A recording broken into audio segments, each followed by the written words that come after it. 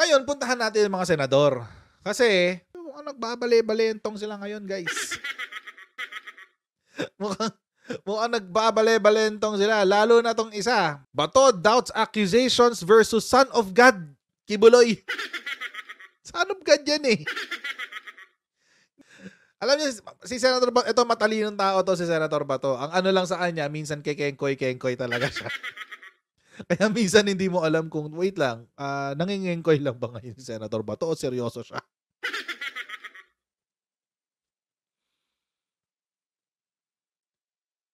Ito naman, si Senator JB, di ba may pagbawi?